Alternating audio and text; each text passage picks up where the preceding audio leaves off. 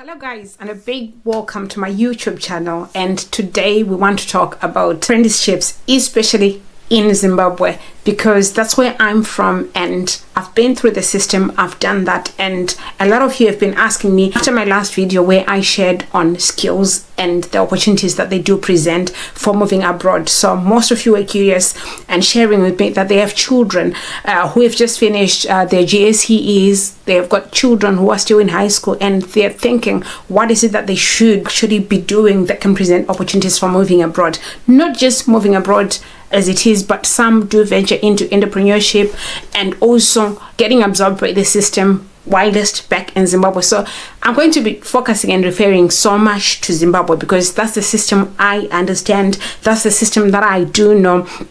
And I do hope I'll be able to explore apprenticeship opportunities for other countries because we are global, we are international, and we want to cater for everybody. So I'm going to go right into it, and today we're going to be talking about apprenticeships, how to apply, what sort of opportunities, who is eligible, is there an age limit to it, and how the whole system actually work, because not so many people understand how the system works. No wonder why a lot of people do really look down upon apprenticeships and they do prefer to go to uni or just straight into colleges. But I'm here to enlighten you. I'm here to share with you some of the opportunities that comes with apprenticeships, especially if you're Zimbabwean or anywhere else that you could be, because I do understand nearly everywhere in the world they have got an apprenticeship system. So let's get right into it. So for Zimbabwe, there is like over 40 trades for apprenticeships, and they are classed into nearly, I think, about 4 or 5 classes. So these classes do vary from the electrical field, civil field, mechanical field, motor mechanics field, and also again on the spot is agriculture and culinary arts. Apprenticeships are coming up for those trades. So this is for those people who really do not want to pursue uni, or who do not actually have money to really go to uni, which was the case with me. That's how I ended up doing an apprenticeship in refrigeration and air conditioning. I've always shared to say I've got an engineering background, and I do hope I'll share my journey, how I ended up into apprenticeship and the opportunities that it has presented for me throughout life, which I do appreciate. So I couldn't afford to go to uni. I knew straight away that I wouldn't afford, I would struggle, because I had actually struggled to finish my GCSEs. So thank goodness, I had support. I had people pointing out to me to say, why don't you just pursue an apprenticeship? And by that time, I was staying in a mining area that is in Mondoro. So a lot of people that I was surrounded by really knew how the system worked, really knew the opportunities that an apprenticeship would present. Of course, I would have loved to go to uni. I still dream of going to uni, and I do hope one day I'll go and study a degree.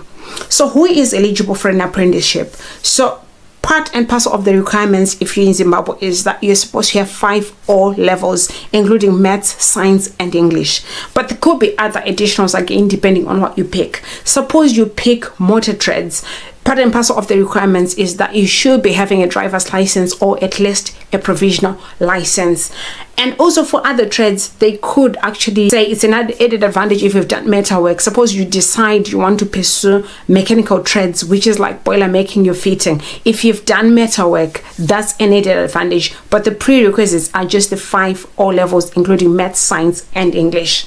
Also, part and parcel of the things that you have to prepare for is for you to have what they call a clearance letter, an apprenticeship clearance letter. So you get this letter from the Ministry of Manpower and Trades.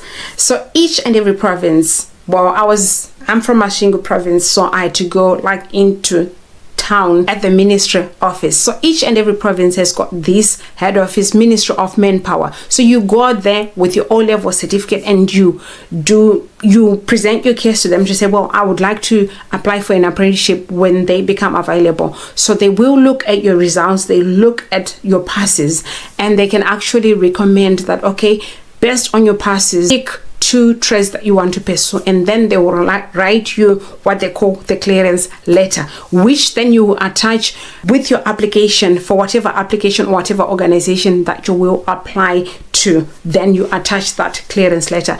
It's more or less like you've been vetted, you are eligible. The onus is now on you to apply, pass the interview, and get yourself in the system. Some of you are watching this video and you're thinking, so after that, what does happen? There are actually reputable institutions or reputable companies or organizations, especially in Zimbabwe, who run these apprenticeship programs. Some of these companies, I'll just give you a quick rundown, whether or not they are doing it consistently on a yearly basis. But during my time, each and every year, there would be apprenticeship program coming up.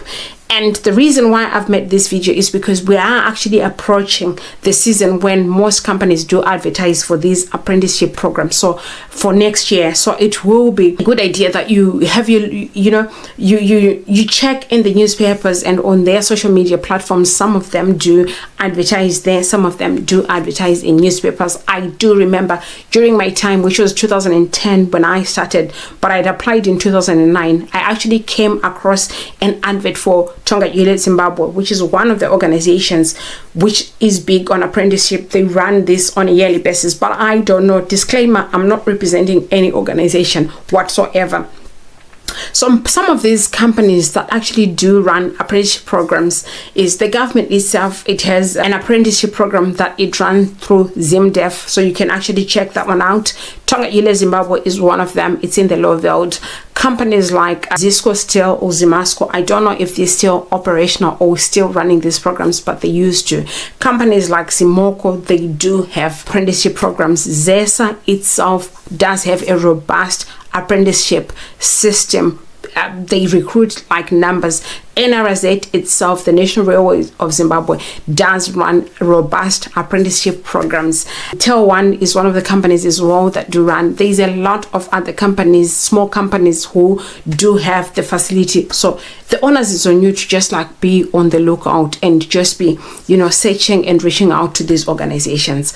Some of you might be having this question to say, well, I'm a lady or I'm a girl. Should I pursue trades? Hear it from me. I pursued trades and I've got no regrets. They worked for me. It was a beautiful experience altogether, and I do hope to share in videos my experiences, what I liked about it, the struggles, because there are struggles, because it's a male dominated industry altogether. But I do urge the girl child, I do urge girls to really get in there, get the experience, get in there, because what I've discovered throughout my training and also my work life as a tradeswoman while I was still back in Zimbabwe, there were absolutely talented women, talented ladies. I do hope one of these fine days will be able to share their stories.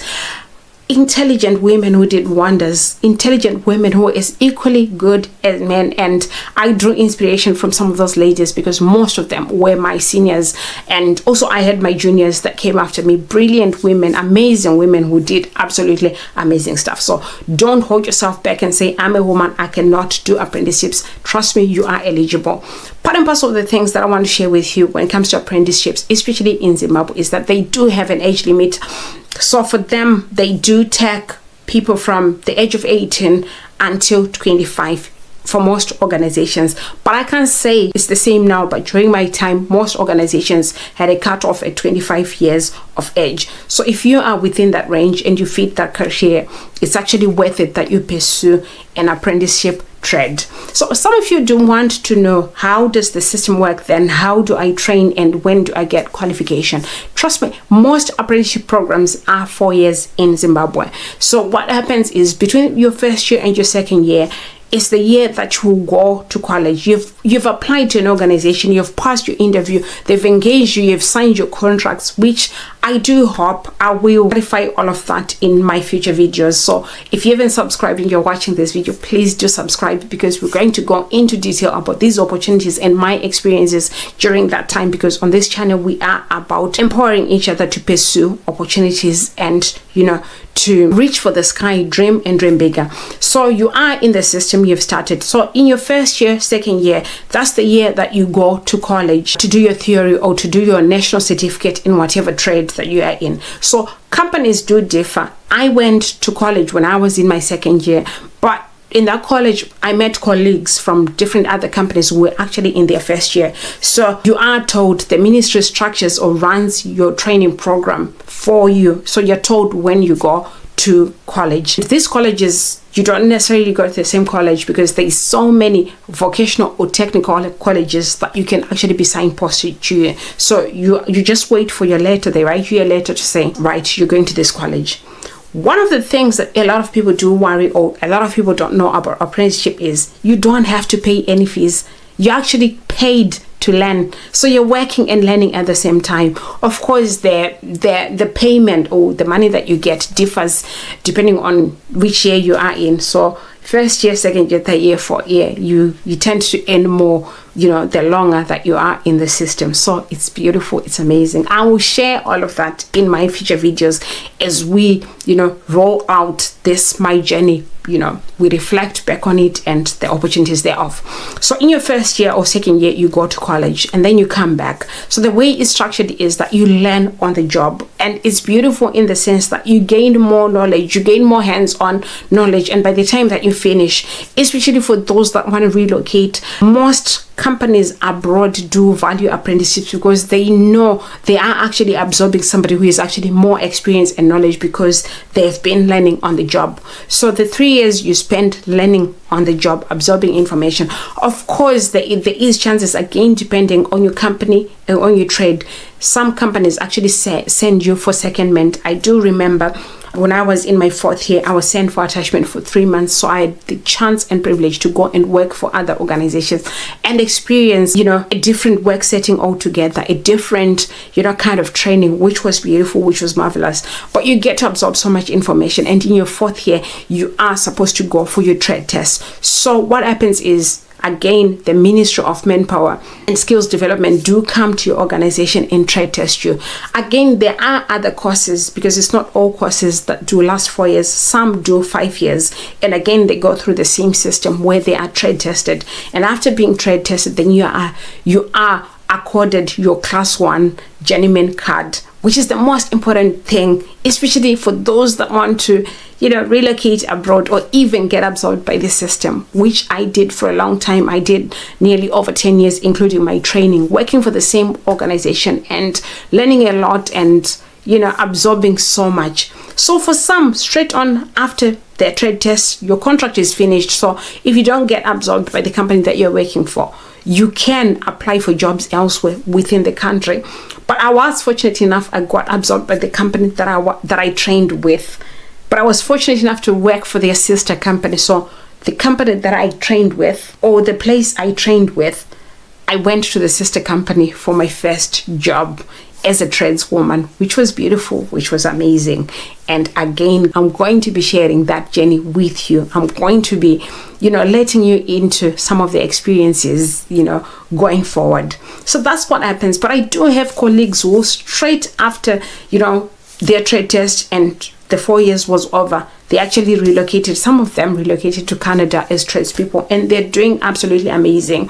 Some, they later on relocated to countries like Australia, Germany, you name it, New Zealand. So as we continue to say, trades are presenting opportunities. These are some of the things that you should be looking into. And there are actually advantages when it comes to you training as a trades person. I'll just give you a quick rundown. The fact that you don't have to pay uni fees and burden your parents with tuition, having to pay for uni or college. You are actually getting paid whilst training. I mean, where can you get that? So it is an opportunity that is worth it. Also with trades, your chances of really going abroad, I'm big on relocation. I'm big on people exploring life abroad. It does present so many opportunities, different countries. Trades people are wanted everywhere because we are in that age where economies are building and the world is competing, industrialization, you name it. So it does actually present you with so much opportunities, so many opportunities. I doubt you will be stuck. You'll be spoiled for choice. When I look at the way I look at, you will definitely be spoiled for choice. So that's all I had for you as far as apprenticeships and trades and how you can maximize on these opportunities is concerned. Leave in the comments if you found this video useful. Leave in the comments how useful, or if you've got any input in terms of our future videos, please put in the comments and we will do videos for you. We do appreciate you, and we are on a road to 5k. So if you haven't subscribed, please do subscribe. Also like and share our videos, because it does help us reach as many people as we would love to with the relocation journey, opportunities journey, and rebuilding. Because what we're trying to do is really go back to the grassroots and start mentoring and molding people from as young as high school. Try and guide them and make them see and appreciate some of the opportunities and the groundwork that they have to do if they're gonna relocate, if they're gonna really live a life abroad. I'll see you in my next video. That's bye for me from now. Bye.